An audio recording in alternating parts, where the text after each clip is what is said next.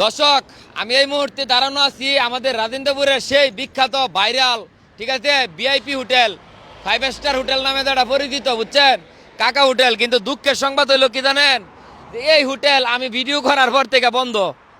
কারণ বেড়াই বলে মানুষের জ্বালা যন্ত্রণা, বেড়ার হোটেল ছাড়ুন লাগছে, বুঝছেন, যে প্রায় 40 বছর ধরে উনি দোকানদারি করতেছে। এখন এটার জন্য কি আসলে আমি দায়ী নাকি আমি জানি না। যাই হোক, আমরা এই যে সেই বিখ্যাত কাকা হোটেলে আইছি। এখন মুট কত হয়েছে, এটা কি কারণে বন্ধ আমি নিজেও জানি না। এটা আজকে ইনভেস্টিগেশন করবার লাগে আইছি। এখন কাকার বাইর যাইম, ঠিক আছে, যেমনি হোক তারে আবার সে আগের রূপে আমরা নিয়ে আসতে চাই। আপনারা কোনটা কইন, কমেন্ট করে জানায়েন। কাকার নাকি ব্যক্তিগত কি সমস্যা হয়েছে এখান থেকে, আপনার দেখা গেছে ফরেস্ট টরেস্ট বিভিন্ন ঝামেলা টামেলা করছে ভিডিও ভাইরাল হওয়ার পরে। এই ঝামেলাটা শেষ কইরা ইনশাল্লাহ আবার কাকার এই জায়গা ব্যবসার বসাবো ইনশাল্লাহ। আপনারা দোয়া করেন। তা আপনারা কি চান যে কাকা হোটেলটা এই জায়গায় চলুক এই ন্যাচারাল পরিবেশের ভিতরে?